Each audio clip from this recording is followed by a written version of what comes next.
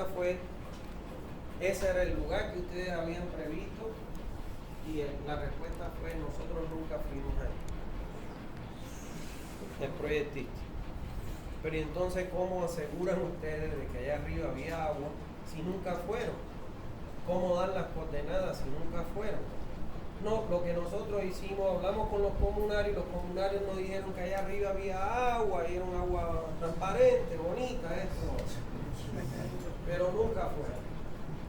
Entonces, resultado, para no cansarlo, el proyecto se cayó, no se ejecutó, porque si no hay agua no tiene sentido. Creo que ahora el Trigar recibe agua de Valle Grande, para que tengan una idea de cuán dañino puede ser los malos estudios que uno puede hacer previo a un proyecto de agua potable. ¿Está bien? Bueno, la fuente de agua es dentro del sistema de abastecimiento el objeto de obra más importante, ya que la misma define el tipo de captación, si es a través de un pozo, a través de unas cámaras con compuerta para una estructura con compuesta, si es superficial o si es por bombeo. Y además la necesidad de purificación y el tipo de conducción. Si no es potable, una planta, si es potable, no se hace. ¿Está bien? Ahora bien, ¿cuáles son las posibles fuentes con las que nosotros podemos contar para realizar el proyecto de un sistema de distribución de agua? Son 4. En primer lugar tenemos el agua de lluvia, es una fuente de agua, el agua de lluvia. En segundo lugar, las aguas superficiales, que pueden estar estáticas o en movimiento, estáticas cuando están en las lagunas, en los lagos, en los embalses, las presas, en el acuífero, o en movimiento cuando están los ríos, los arroyos, las quebradas, etc. ¿Está bien? La otra fuente es el agua subterránea, que es el agua que se almacena en estratos impermeables en el subsuelo y se les conoce por el nombre de acuífero. Y la última fuente que nosotros podemos manejar es el agua de los océanos. ¿Está claro? Esas son las 4 posibles fuentes de abastecimiento de agua.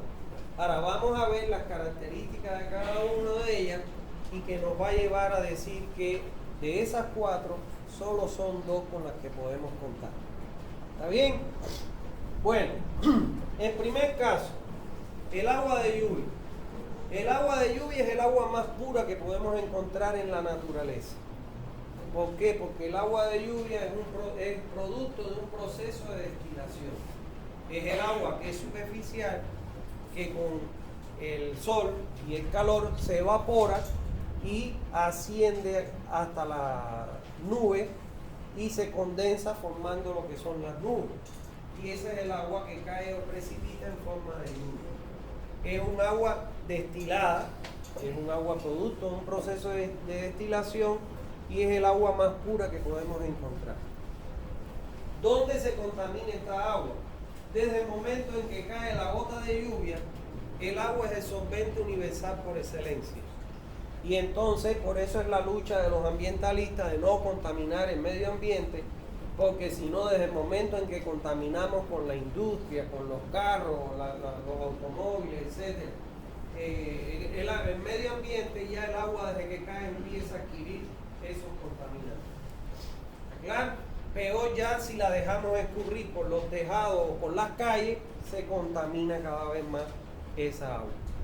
Ahora bien, el problema del agua de lluvia, ¿dónde radica? En la cantidad. ¿Por qué? Porque no llueve todo el tiempo en un lugar. O sea, no podemos nosotros, en este caso, supeditar la distribución de agua a una fuente que es de lluvia y en el año no llueve todo el tiempo. Hay marcados periodos de seca y periodos lluviosos. Entonces, ¿qué hacemos en el periodo de seca? Pues tendríamos que tener grandes depósitos de almacenamiento, tanques de almacenamiento, para captar el agua de lluvia en periodo lluvioso para satisfacer la demanda en periodo de seca. Y eso sale muy caro. Ese es el motivo por el cual el agua de lluvia nosotros la descartamos como fuente, porque aunque la calidad es la mejor, la cantidad es un riesgo para la distribución de la población. ¿Está bien? Bueno, la segunda fuente es la fuente superficial. Esta es la fuente que más comúnmente nosotros encontramos para la distribución de agua. Es el agua que ya puede ser que esté estacionaria en los lagos, las lagunas, los embalses de las presas o en los acuíferos, o puede estar en movimiento en los ríos, arroyos, quebradas, etc. El problema que tiene esta agua, bueno, la podemos encontrar en cantidades necesarias, pero el problema, la gran dificultad es que es el agua más contaminada de las fuentes que nosotros podemos encontrar. ¿Está claro? Porque el hecho de estar en contacto con el terreno y en contacto con la atmósfera, eso hace que esta agua en un 99,999% sea no potable y demande la necesidad de una planta potabilizadora. ¿Está bien? Bueno, esta fuente es de las que más usamos porque es la que más, con mayor frecuencia, nosotros encontramos. Solo que prácticamente hablar de una fuente superficial es sinónimo de colocación de una planta potabilizadora en un sistema de distribución de agua. Ahora, es una de las fuentes con las que podemos contar. ¿Está bien? El agua subterránea. El agua subterránea fue un agua que en un momento determinado fue superficial, o sea, escurrió superficialmente por el terreno, pero encontró estratos permeables en el terreno y se infiltró.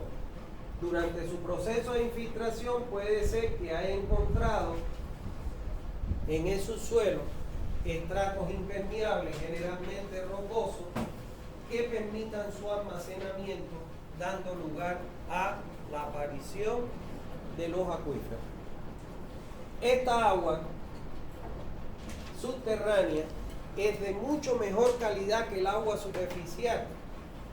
¿Por qué? Porque el hecho de haber pasado a través de infiltrarse a través de los estratos permeables del terreno, este terreno actúa como si fuera, actúa como filtro. Y entonces, las impurezas que tenía esa agua superficial, al pasar a través de estos estratos, son retiradas por un proceso de filtración. Ahora bien, eso no significa que las aguas subterráneas sean potables. ¿Por qué? Porque puede ser que en el estrato rocoso que la retiene, estos estratos generalmente le transmiten sales minerales, coloides de hierro, coloides de manganeso y coloides de aluminio que pueden hacer que estas aguas no sean potables. E inclusive estas aguas pueden ser contaminadas con aguas residuales y lógicamente contener gérmenes patógenos como son los Escherichia coli y los coliformes fecales. Es el caso del acuífero de Santa Cruz. Este acuífero, del cual nos alimentamos para la distribución de agua, el acuífero de Santa Cruz tiene 3 estratos. Un estrato que es cota cero, vamos a partir de la cota de terreno, menos 100 metros, menos 400 metros y mayor a 400, a menos 400 metros de profundidad. El primer estrato de 0 a 100 metros, estudios realizados por una empresa europea contratada por Saguapar, demostraron que ese estrato tiene coliformes fecales y tiene Escherichia coli, por lo cual está prohibido captar agua de pozos someros poco profundos en este estrato de 0 a 100 porque el agua no es potable. ¿Está claro? Entonces, la autoridad del agua, ¿qué le ha hecho a estas cooperativas? ¿Qué le ha dicho? La única posibilidad de captar del agua para dotar del acuífero de Santa Cruz a la población es a profundidades mayores a los 100 metros. Si usted va a las cooperativas y va a un pozo y pregunta qué profundidad está este pozo, le van a decir 150, 180, 200, 200, 300 metros de profundidad. ¿Por qué? Porque está prohibido captar agua en el primer estrato de 0 a 100 metros. ¿Y a qué se debe esta contaminación con coliformes fecales?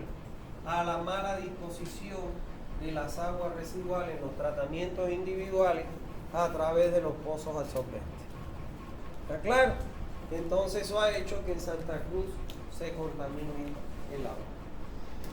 Entonces, siempre, sea fuente superficial o fuente subterránea, hay que tomar una muestra, llevarla al laboratorio de calidad de agua certificado, por ejemplo en la Universidad de Alcalá, y ellos son los que le van a decir si el agua es potable o no potable.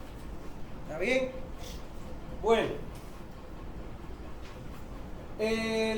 la última posibilidad o alternativa de fuente que tenemos es el agua de los océanos.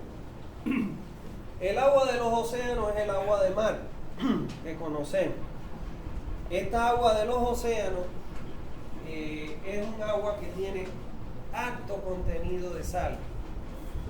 Por ejemplo, cuando usted se baña en una playa y viene una ola y usted traga agua, está vomitando hasta que larga la bilis por la concentración de sal que tiene el agua. Y el proceso de desalinización es un proceso en extremo caro, sobre todo para nuestros países del tercer mundo. Solo hay 3 países que utilizan como fuente los océanos y son los Emiratos Árabes, que están podridos en plata por el petróleo y pueden pagar el tratamiento. La isla de Aruba, que también es una isla que tiene muchos recursos. Australia también utiliza para dotar a parte de su población el agua de los océanos. Y yo participé en un congreso de ingeniería sanitaria y le escuché a un ingeniero sanitario peruano que Lima está con serios problemas de carencia de agua. Y para ello estaban en proceso de diseño de una planta de salinizadora para complementar la demanda de la ciudad de Lima. Pero bueno, no está implementado, sino que estaban en proceso de diseño. ¿Está bien? Ese es el único país latinoamericano que he escuchado. ¿Por qué no se hace? Porque los tratamientos son caros. ¿Cuál es el tratamiento para desalinizar el agua? El tratamiento para desalinizar el agua es por ósmosis inversa. Estos aparatos que están acá tienen una membrana que le retira la sal, retiene las sales minerales que tiene, la sal, perdón, que tiene el agua y hace que el agua que pase sea un agua dulce. Para que ustedes tengan idea, este aparato de ósmosis inversa para un domicilio, para 5 personas, está alrededor de los 2.000, 1.800 hasta 2.500 dólares. Para 5 personas. Ahora imagínense para millones de personas, ¿cuánto costarían esos tratamientos? Son bien caros. Quienes usan este tipo de tratamientos son los barcos modernos. ¿Por qué? Porque ellos transitan grandes distancias y no pueden correr el riesgo de quedarse sin agua para el consumo. ¿Está claro? Eso es. Por este motivo, de lo caro que sería la desalinización de un agua del océano, es que nosotros descartamos esta alternativa de fuente para la distribución de agua. No hay mar igual aquí.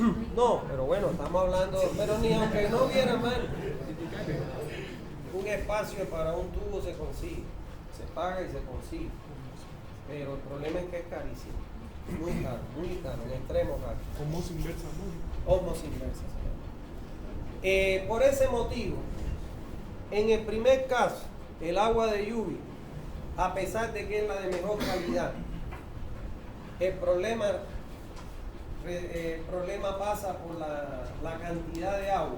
Y en este último, que las cantidades de agua son tremendas, pero el problema pasa por el costo de su tratamiento, es que de las 4 fuentes, nosotros solo nos quedamos con 2 posibles fuentes, que es las aguas superficiales y las aguas subterráneas. ¿Está claro? Con preferencia, siempre, de que si es posible encontrar agua subterránea, es mejor que el agua superficial, aun cuando no sea potable. El tratamiento de un agua subterránea es inferior en costo y en equipamiento que el de un agua superficial. ¿Se entendió, señores? Sí. Bien, no hay duda. Bueno, vamos a hablar acerca de la cantidad de agua que se requiere en los núcleos urbanos. De manera general, y ojo con lo que vamos a aprender ahora, porque esto es importantísimo para el resto de la materia. De manera general, y digo de manera general cuando estoy refiriéndome a nivel mundo, las poblaciones pequeñas que se ubican en medios rurales necesitan una dotación, que así se le llama, ahorita vamos a ver el concepto, o demandan una cantidad de agua que oscila entre 60 a 100 litros por habitante o por persona por día en el medio rural. Ahora, en las ciudades medianas y grandes, esa dotación se transforma, o esa necesidad de agua, entre 100 a 400 litros por persona o habitante por día. ¿Está claro? En Santa Cruz, la dotación media que demanda la población, la dotación es de 125 litros por habitante y por día, que es bajo. Claro, la dotación depende de los hábitos y costumbres, depende del clima. ¿Está claro? No pretendan que la misma dotación sea la misma de La Paz. La dotación de La Paz está entre los 60 y los 80 litros por habitante por día. Porque hay mucho frío y la gente se convierte en gato. Le huye al agua, ¿no es? O sea, se baña a lo sumo una vez al día. Y en Santa Cruz la gente se levanta, se baña, le hace calor a mediodía, se vuelve a bañar, le hace calor en la tarde, se vuelve a bañar, y en la noche se vuelve a bañar. Ahora, el agua no solo depende del clima, sino que depende también de los recursos económicos. Porque no se olviden ustedes que, por ejemplo, hay quien lava con una bateíta y un balde de agua, pero hay quien lava con lavadora. Hay quien no tiene nada que limpiar, pero hay quien limpia un vehículo. Hay quien limpia una bicicleta, no es lo mismo el consumo para lavar una bicicleta que un vehículo. Entonces, hay muchos factores que vamos a aprender acá que influyen en esa demanda o dotación de agua. ¿Se entendió? O sea, que la dotación de agua es variable, no es fija. Dependen de aspectos económicos, desde aspectos sociales, hábitos poblacionales, dependen del clima, etc. ¿Está bien? Bueno, la cantidad mínima promedio de agua que requiere una persona en la actualidad, según la Organización Mundial de la Salud, para beber, o sea, aproximadamente unos 10 litros, es el agua que nosotros necesitamos ingerir para reponer el déficit de agua y poder mantenernos hidratados. Para cocinar, aproximadamente unos 20 litros. Para el aseo personal, o sea, para bañarnos, aproximadamente unos 30 litros. Para lavar la ropa, aproximadamente unos 40 litros. Estamos hablando ya de países de primer mundo, ¿no? Para la limpieza de una casa, aproximadamente unos 50 litros. Para la disposición de los desechos, o sea, largar los inodoros, etcétera, aproximadamente unos 70 litros. Eso hace que la dotación media per cápita por persona sea de unos 220 litros. Evidentemente, si nos vamos a Estados Unidos, la dotación anda por los 400 litros por habitante por día. Pero sin embargo, si venimos a Santa Cruz, la dotación media está en 125 litros por habitante por día. ¿Está claro? ¿Por qué? Porque hay diferencias en costumbre, en hábitos, en economía, etc. ¿Alguna duda hasta ahí? No hay duda. Bueno, la forma en que se expresa la necesidad de agua vista anteriormente se le denomina en la ingeniería sanitaria como dotación. Y esta se expresa, la dotación no es más que el cociente del caudal dividido entre la población. O sea, el caudal que demanda una persona dividido entre la población. Vamos a suponer, yo tengo Warner, son 20.000 personas, pongamos un ejemplo, ellos consumen un caudal, yo divido ese caudal entre el número de personas y me da la dotación. ¿Por qué? Porque el caudal yo lo expreso en litros día, lo puedo expresar en litros día, y la población está en habitantes. Si esto yo lo paso de dividir a multiplicar, esto me pasa para arriba y me quedan litros por día y por habitante. Entonces eso me da que la dotación se expresa en la cantidad de litros por habitante en un día. ¿Está claro? Y este concepto de dotación es muy importante y a partir de ahora lo vamos a usar. Vamos a tener dotaciones para los seres humanos, las personas en un domicilio. Vamos a tener dotaciones para los comercios, dotaciones para las instituciones y dotaciones para las industrias. ¿Por qué? Porque esta dotación, cuando yo digo en Santa Cruz que son 125 litros por habitante por día, supongamos que yo quiero saber cuánto le tengo que dar a la población actual que hay en el plan 3000. Entonces yo puedo obtener ese caudal, miren allá, ese caudal yo lo puedo obtener a partir de multiplicar la población por la dotación. ¿Por qué? La población yo la expreso en habitantes y la dotación está expresada en litros por habitante y por día. De aquí se me van los habitantes con los habitantes, y ¿qué es lo que voy a tener yo? Los litros día que tengo que entregar a esa población según la dotación de consumo promedio de la zona. O sea que esa dotación me sirve para poder transformarla, convertirla en los caudales que yo tengo que entregar a mi sistema de distribución.